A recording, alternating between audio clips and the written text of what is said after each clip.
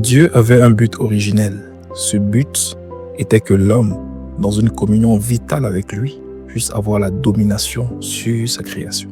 L'homme fut créé pour dominer. La Bible dit, puis Dieu dit, faisons l'homme à notre image, selon notre ressemblance, et qu'il domine sur les poissons de la mer, sur les oiseaux du ciel, sur le bétail, sur toute la terre, et sur tous les reptiles qui rampent sur la terre. Dieu créa l'homme à son image, et le créa à l'image de Dieu.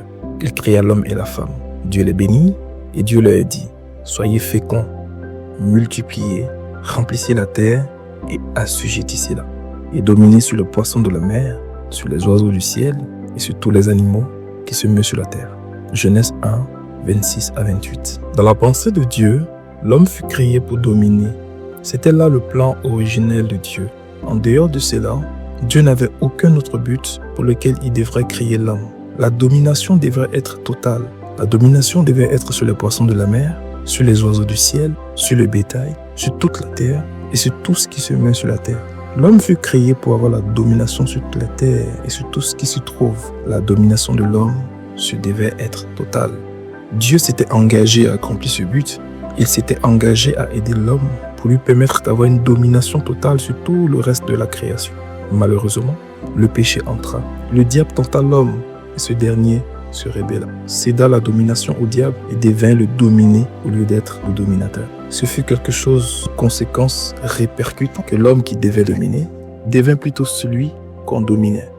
Le diable fut alors élevé à la position de seigneur sur le monde. Quand Adam pécha, il accomplit une cérémonie tragique aux conséquences répercutantes. Tout d'abord, il céda sa position en tant que le Dieu, le Seigneur de la terre. Deuxièmement, il corona le diable en tant que le nouveau Dieu, le Seigneur du monde. La transaction était si complète et si réelle que Dieu dut reconnaître le diable comme étant le Dieu de ce monde et les royaumes de ce monde comme lui appartenant. Pendant la tentation de Jésus, au désert, la Bible dit, le diable l'ayant élevé, lui montra en un instant tous les royaumes de la terre et lui dit, je te donnerai toute cette puissance et la gloire de ce royaume, car elle m'a été donnée et je la donne à qui je veux. Si donc tu m'adores, elle sera tout à toi. Luc 4, versets 5 à 7. Le diable avait dit que le royaume de ce monde et leur gloire étaient à lui. Il était tellement à lui qu'il avait la pleine liberté de les donner à qui il veut. Il avait dit que ces royaumes lui appartenaient. Il avait dit que ce royaume lui avait été donné. Réellement, il lui avait été donné par. Il fut un temps où le diable n'avait rien. Adam marchandait, alors avec lui, il lui donna tout en échange du droit de manger le fruit interdit. Jésus a appelé le diable le prince de ce monde. Il est à la fois le roi de ce monde et le prince de ce monde. L'apôtre Paul l'a appelé le Dieu de ce monde. À partir donc de la chute, le diable fut installé comme le Dieu de ce monde et commença à régner. Il entreprit de consolider son règne et de faire ressentir son autorité. Il établit une trinité qui devait accomplir son but, défendre son royaume et assurer la continuité de son royaume. Cette trinité fut établie pour s'opposer à la trinité de Dieu. Le diable devait s'opposer au Seigneur Jésus-Christ, le monde devait s'opposer au Père, la chair devait s'opposer au Saint-Esprit. Quand Adam pécha et céda ainsi la terre et tout ce qui se trouve à l'autorité de Satan, ce fut comme si tout était perdu de façon permanente. Dieu maudit le sol, abandonna Adam pour qu'il devienne poussière, le chassa hors du jardin d'Éden et mit une barrière sur le chemin. Il regretta même d'avoir créé l'homme. Cependant, Dieu n'abandonna pas son but initial qui était que l'homme puisse dominer. Il entreprit donc d'accomplir son but originel. Il se posait alors une question. Les royaumes de la terre avaient été cédés à Satan. Pour que Dieu puisse avoir un roi égal sur eux, il fallait qu'il y ait un grand conflit, que le diable soit vaincu et que les royaumes soient repris de Satan, vaincu. Ce n'était pas là une tâche facile. Dieu avait besoin de quelqu'un pour entreprendre ce combat, pour vaincre le diable et pour ramener les royaumes sous l'autorité de Dieu. Il devait nécessaire de désigner quelqu'un qui combattrait le diable. Il devait nécessaire de désigner la seule bataille dont dépendrait toute chose. Dieu désigna Jésus-Christ, son Fils unique, comme celui qui devait combattre le diable. Dieu désigna un endroit appelé Golgotha et une bataille appelée la croix pour quelle fût la bataille dont tout dépend. Pour voir dans sa vraie perspective le combat de l'âme, il serait important de voir comment le diable s'était élevé comme le rival ennemi de Dieu.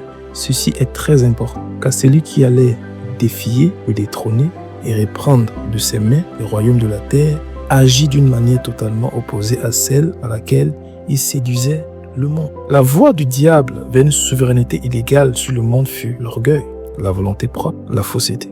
La Bible dit de lui, tu mettais le sceau à la perfection. Tu étais plein de sagesse, parfait en beauté. Tu étais en Éden, le jardin de Dieu. Tu étais couvert de toute espèce de pierres précieuses, de sardoine, de topazes, de diamants, de chrysolites, d'oxyne, d'onyx, de jaspe, de saphir, d'escarboucle, d'émeraude et d'or.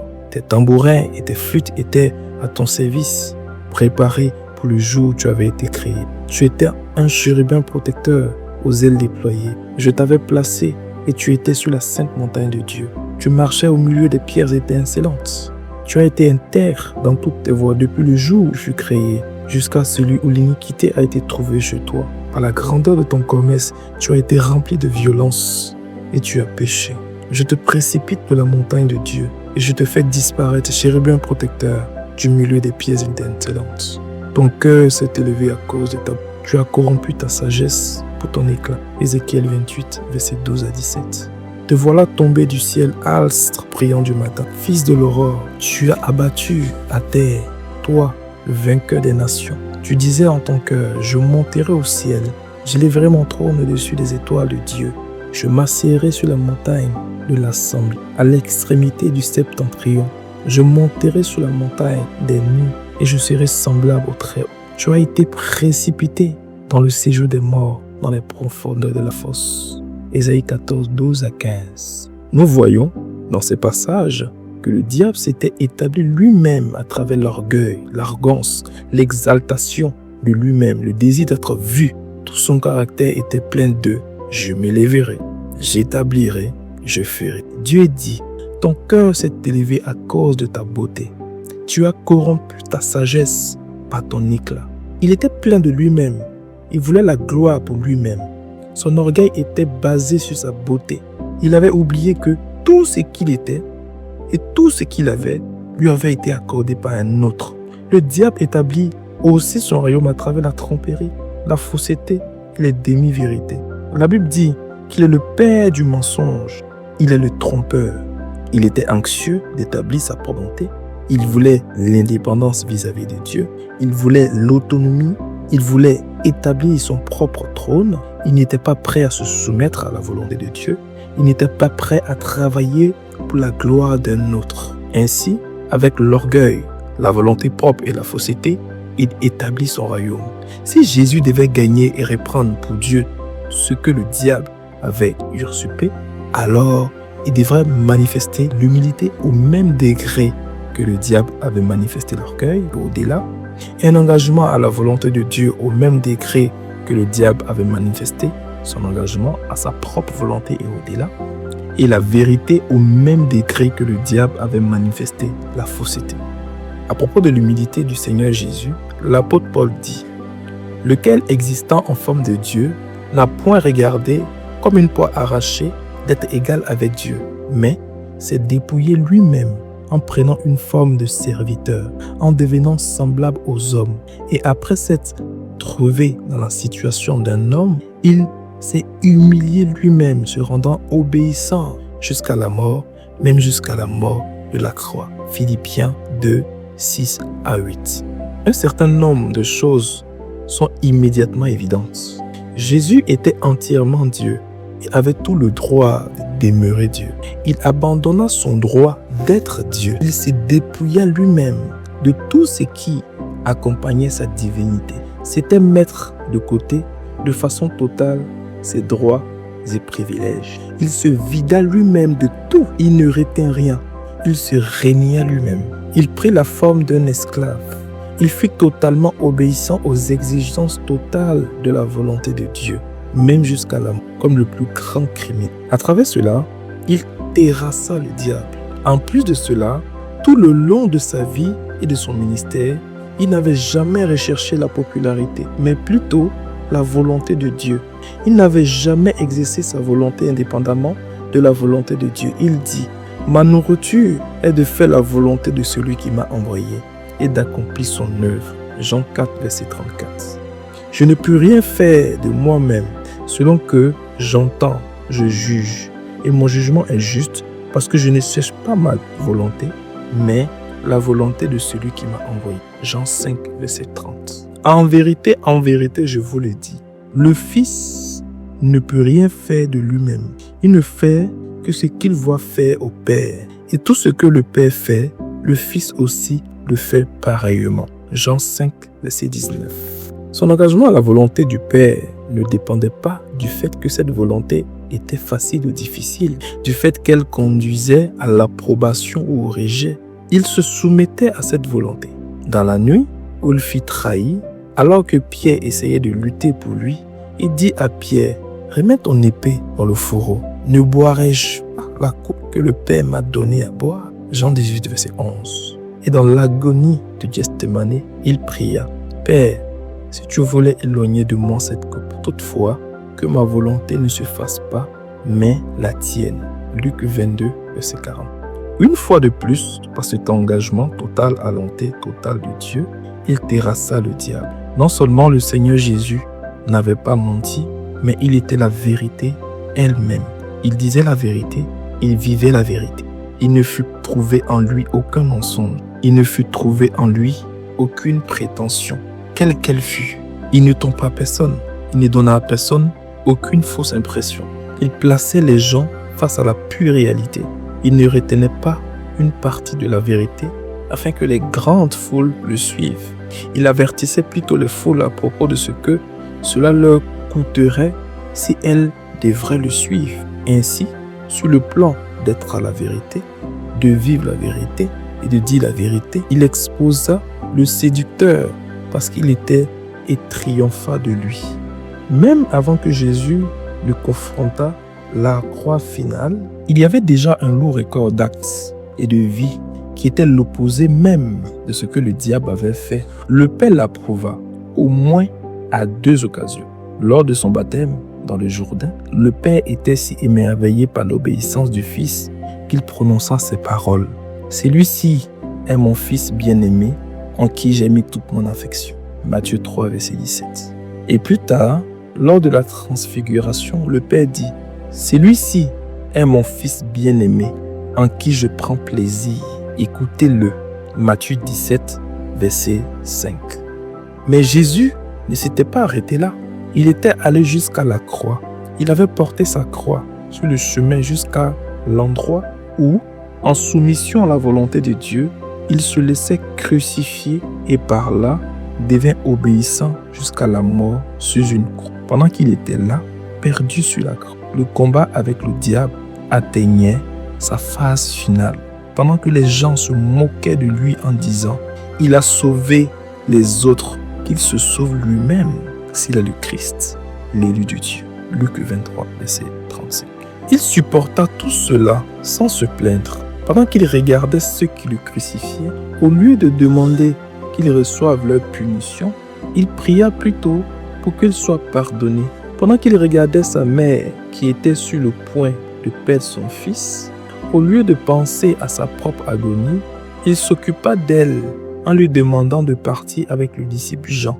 Même quand le Père l'abandonna parce qu'il portait sur lui toute l'iniquité passée, présente et à venir de toute l'humanité, il continua à avancer avec détermination sur le chemin de l'abandon propre et de l'obéissance. Et quand il eut pleinement satisfait le cœur de Dieu et lui eut accordé la dernière parcelle d'obéissance requise, il annonça triomphalement « Tout est accompli ». Après cela, il n'était plus nécessaire pour lui de vivre alors que l'œuvre de sa vie était accomplie. Il dit alors « Père, je remets mon esprit entre tes mains ». Luc 23, verset 46. De la croix, le Seigneur Jésus dit « Tout est accompli ». Parce qu'il était accompli. Qu'est-ce qui était accompli? Plusieurs choses furent terminées. Mais la principale fut le droit légal du diable sur le royaume de ce monde et sur tout ce qui se trouve dans le monde. Le diable avait reçu un coup fatal, une blessure mortelle. Sa puissance était brisée. Il était conquis. Le royaume qui était en sa possession pouvait maintenant changer de main. Lui, le diable, étant l'homme fort de la maison, fut lié et par conséquent, sa maison pouvait être pillée et ses captifs libérés. Parlons de la croix et de ce qui est arrivé au diable et à son armée. La Bible dit: ainsi donc, puisque les enfants participent au sang et à la chair, il y a également participé lui-même, afin que par la mort, il anéantisse celui qui a la puissance de la mort, c'est-à-dire le diable, et qu'il délivra tous ceux qui, par crainte de la mort, étaient toute leur vie retenus dans la servitude. Hébreux 2, 14 à 15. Vous qui étiez morts par vos offenses et par l'incirconcision de votre chair, il vous a rendus à la vie avec lui en nous faisant grâce pour toutes nos offenses. Il a effacé l'acte dont les ordonnances nous condamnaient et qui subsistait contre nous. Il l'a détruit en le clouant à la croix. Il a dépouillé les dominations et les autorités. Il les a livrées publiquement en spectacle en triomphant d'elles par la croix. Colossiens 2, 13 à 15. La puissance de Satan fut brisée sur la croix. L'autorité de Satan fut brisée sur la croix. Le royaume de Satan reçut un coup fatal sur la croix. Le royaume de Satan reçut, par la mort de Jésus, un coup qui ne lui permettrait jamais d'être cohérent. Dans l'union avec Jésus-Christ, toute personne peut expérimenter la victoire sur l'ennemi vaincu. Satan a perdu son droit légal sur les hommes, sur la mort, sur les choses de la terre. Jésus a lié l'homme fort de la maison. Les croyants n'ont pas besoin de craindre le diable. La puissance de Satan fut brisée sur la croix. Il fut précipité de sa place d'autorité sur les hommes et sur le monde. Néanmoins, il ne fut pas annihilé. Il ne sera jamais annihilé. À la fin, il sera jeté dans les temps de feu. Pour le moment, il est en train de résister à sa chute et en train de tromper tous ceux qui se laissent tromper. Nous vivons maintenant encore entre le moment où Satan fut dépouillé et le jour où il sera jeté dans les tanks ardents de feu et de soufre. Que devons-nous faire donc? Quelle devrait alors être notre attitude envers lui et à travers ses œuvres? Notre seule attitude devait être de détruire tout ce qui est de lui et tout ce que nous rencontrons de lui, n'importe où. Nous devons être courageux. Il n'y a rien à craindre. Il peut paraître très important, mais il a été vaincu. Il peut paraître très terrible, mais il a été vaincu. Il peut paraître comme le maître de l'univers, mais son pouvoir lui a été ôté. Les royaumes de ce monde ont changé de main. Ils sont passés entre les mains du Seigneur de gloire, Jésus-Christ, qui a vaincu Satan sur la croix. Du fait que ce royaume appartient à Jésus, chaque acte du diable dans le monde est illégal. Il est en train de s'introduire illégalement dans la propriété de Jésus. Il faut qu'on l'expulse de tout territoire qu'il veut posséder, car il est juste en train de l'usurper. La croix a déclaré la fin de son royaume et de son autorité. Ce fut là un acte final. Cet acte ne sera jamais répété. Il n'y a aucune possibilité que son royaume puisse jamais atteindre le but qu'il avait en esprit. Avant la croix, il y avait de l'espoir pour lui. Mais après la croix, rien ne peut le sauver. Le diable agit surtout à travers la tromperie. Il veut dissimuler la réalité de sa défaite autant que possible. Et par là, tromper plusieurs en leur faisant croire qu'il est toujours Seigneur. Quand il réussit à leur faire penser ainsi, il contrôle leurs pensées et par conséquent leurs actions. Les royaumes de ce monde sont devenus les royaumes de notre Dieu et de son Christ. Ils appartiennent à Dieu, ils appartiennent à Christ. Nous sommes les enfants de Dieu, nous sommes co-héritiers avec Christ. Dans un sens très réel, les royaumes de ce monde sont devenus nos royaumes. La terre et tout ce qui s'y trouve est au Seigneur. La terre et tout ce qui s'y trouve est à nous. Nous avons été ramenés à la position d'autorité qu'Adam avait perdue. Nous avons été ramenés à une position de plus grande autorité que celle qu'Adam avait. Nous devons dominer le monde avec Christ et pour Christ. Il n'y a pas de place pour la pauvreté. Il n'y a pas de place pour la passivité. Il n'y a plus de place pour battre en retraite. Il n'y a plus de place. Il n'y a aucun lieu sur terre où Satan a un droit légal. Partout où se tient un croyant, il faut qu'il proclame la seigneurie de Jésus. S'il travaille dans une boutique, il faut qu'il proclame que le Seigneur, en tant que le Seigneur de cette boutique, il doit déclarer: je saisis cette boutique pour le Seigneur et j'anéantis toutes les tentatives du diable de régner ici. S'il est dans une classe, il faut qu'il saisisse cette classe pour le Seigneur et qu'il saisisse pour le Seigneur tous ceux qui sont dans cette classe et qu'il s'assure que Satan n'y a aucun accès quelconque. S'il est dans un village, il faut qu'il prenne ce village pour Christ. S'il est dans une ville, il faut qu'il prenne cette ville pour Christ. S'il est dans un pays, il faut qu'il prenne ce pays pour Christ. Il doit continuer à insister que le royaume appartient à Christ et par conséquent à lui.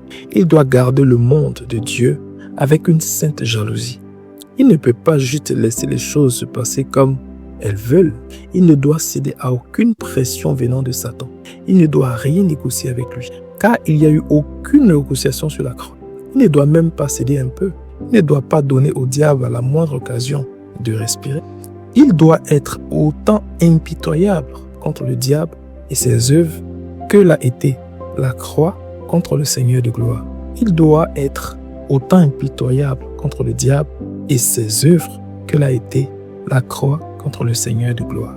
Il doit être cupide pour la gloire de Dieu et ne pas laisser au diable d'avoir quoi que ce soit. De la même manière que la croix avait été cupide envers toute la personne de Christ, il ne s'est reposé ni détendu lorsque Christ fut mort. Jusqu'ici, notre attitude a été jusqu'à un certain degré celle de retrait. Nous avons abandonné beaucoup de choses au diable et lui avons permis de continuer comme Seigneur illégal. Ce jour est terminé. À partir d'aujourd'hui, nous n'accepterons plus jamais aucune folie de ce genre. La terre appartient au Seigneur Jésus-Christ ainsi que tout ce qui s'y trouve. Dieu ne connaît aucune division entre le séculaire et le spirituel. Tous sont un. Tout doit être saisi par Dieu. Dieu s'attend à ce que toi, qui as été uni à Christ, tu prennes sa position et défendes son territoire et ses possessions. Il te tient responsable de cela. Il y a un endroit dans le monde de Dieu, une sphère d'activité où il attend que tu sois Seigneur en son nom et que tu y exerces la seigneurie pour sa gloire. Tu as la responsabilité de chercher cette sphère, d'y rentrer et d'y régner pour lui. Tu es un roi, alors règne. Tu es un seigneur, alors gouverne. Tu es pour la domination, alors domine. Dieu créa le monde dans son sens géographique. Le monde géographique fut créé pour sa gloire et pour le bien du dominateur du monde, c'est-à-dire l'homme. Ainsi, nous voyons les montagnes, les lacs, les mers, les fleuves, les côtes, etc. Nous voyons aussi les hommes dans le monde, les Chinois, les Russes, les Américains, les Africains, les Européens, etc. Tout ceci fut créé par Dieu pour sa gloire. Le monde tel qu'il est fut créé par Dieu et pour Dieu. Sur la croix, Dieu, à travers la mort du Seigneur Jésus-Christ, a racheté le monde à lui-même. Lui, le Seigneur Jésus-Christ, est devenu une malédiction et a ainsi ôté la malédiction que Dieu, dans son jugement, avait fait tomber sur le monde. Le monde donc appartient à Jésus. L'Europe est au Seigneur Jésus-Christ et tous les peuples qui s'y trouvent. L'Amérique appartient au Seigneur Jésus-Christ et tous les peuples qui s'y trouvent. L'Afrique appartient au Seigneur Jésus-Christ et tous les peuples qui s'y trouvent. Le Cameroun est au Seigneur Jésus-Christ, la Côte d'Ivoire, le Bénin, le Mali, la France, l'Algérie, l'Iran, etc. Cite n'importe quel endroit dans l'univers et sois sûr que cet endroit appartient au Seigneur. Le diable n'a créé aucun endroit. Tous ces endroits furent créés par le Seigneur. Ils sont à lui par droit de création. Ils sont doublement à lui par droit de rachat sur la croix. Ceci a de très sérieuses implications. Dans le passé, nous avons cédé le monde et tout ce qui s'y trouve au diable. Nous avons cédé au diable les hommes qui y habitent. Et nous avons tout fait pour les fuir. Maintenant, nous devons changer d'attitude. Aujourd'hui, je prends une nouvelle attitude et je dis: la France est au Seigneur Jésus-Christ. Ma ville est au Seigneur Jésus-Christ. Mon quartier est au Seigneur Jésus-Christ. Ma maison est au Seigneur Jésus-Christ. Ma famille est au Seigneur Jésus-Christ. Mon couple est au Seigneur Jésus-Christ. Mes enfants, mon mari, ma femme, mes entreprises, tout ce que je possède est au Seigneur Jésus-Christ. Et le monde entier est au Seigneur Jésus-Christ. Je sais qu'il y a un usurpateur dans ma ville, dans ma vie et dans tout ce qui m'entoure. Mais le monde demeure au Seigneur Jésus-Christ. Si tu as proclamé cela, alors pense-le et sais-le dans ton cœur, car c'est la réalité, c'est la vérité, mon frère, ma soeur. Cependant, le diable amène quelque chose dans l'univers de Dieu et dans les créatures de Dieu qui est de sa propre fabrication. Par conséquent, cette chose n'est pas de Dieu. Cette chose est hostile à Dieu. Cette chose qui est l'œuvre du diable est aussi appelée le monde. Mais c'est quelque chose qui n'est pas simplement matériel. Le monde du diable est un système de valeurs, une manière de penser, des hommes hostiles à Dieu, etc., qui éloignent du Seigneur et introduisent dans la profondeur même de Satan. C'est une chose fondamentalement séductrice qui éloigne les hommes de Dieu, qui glorifie ce que Dieu est et qui s'oppose au chemin de la croix. Le monde encourage l'orgueil, par exemple, la volonté propre, la fausseté. La parole de Dieu dit au monde, le monde ne peut vous haïr. Jean 7, 7. Je ne suis pas de ce monde. Jean 8, 23. Maintenant a lieu le jugement de ce monde. Jean 12, 31. Le prince de ce monde. Jean 12, 31. Que le monde ne peut recevoir. Jean 14, 17. Seigneur, d'où vient-il que tu te feras connaître à nous et non au monde? Jean 14, 22. Si vous étiez de ce monde, le monde aimerait ce qui est à lui. Jean 15, 19. Le monde vous haït. Jean 15, 18. Vous n'êtes pas du monde. Jean 15, 19. Vous vous lamenterez et le monde se réjouira. Jean 16, 20. Je vous ai choisi du milieu du monde. Jean 15, 19. J'ai vaincu le monde. Jean 16, 33. Je ne prie pas pour le monde, mais pour eux. Jean 17, 9. Afin que le monde croie que tu m'as envoyé. Jean 17, 21. Le monde ne t'a point connu. Jean 17, 25. Mon royaume n'est pas de ce monde. Jean 18, 36. Le Seigneur de ce monde. 1 Corinthiens 1, 20. L'esprit du monde. 1 Corinthiens 2, 12. La figure de ce monde. 1 Corinthiens 7, 31. La tristesse du monde. 1 Corinthiens 7, 10. Le train de ce monde. Éphésiens 2, 2. Les princes de ce monde des ténèbres. Éphésiens 6, 12. Les rudiments du monde. Colossiens 2, 20. Bien que vivant dans le monde. Colossiens 2, 20. L'amitié du monde. Jacques 4, 4. Les péchés du monde entier. 1 Jean 2, 2. N'aimez point le monde. 1 Jean 2, 15. Les choses qui sont dans le monde. 1 Jean 2, 16. Tout ce qui est dans le monde. Les choses qui sont dans le monde. 1 Jean 2, 15. Tout ce qui est dans le monde. 1 Jean 2, 16. C'est lui qui a vaincu le monde. 1 Jean 5, 5. Le monde entier est sous la puissance du mal. 1 Jean 5, 19. Ainsi, le monde inclut ceux qui sont hors de Christ et tout ce qui leur appartient dans leur rébellion et indépendance vis-à-vis de Dieu. Le monde inclut tout ce qui est approuvé et promu par l'orgueil, l'amour propre, la volonté propre, la tromperie, l'amour de la célébrité, de la popularité, etc. Ils sont tous du monde et éloignent les gens du Seigneur.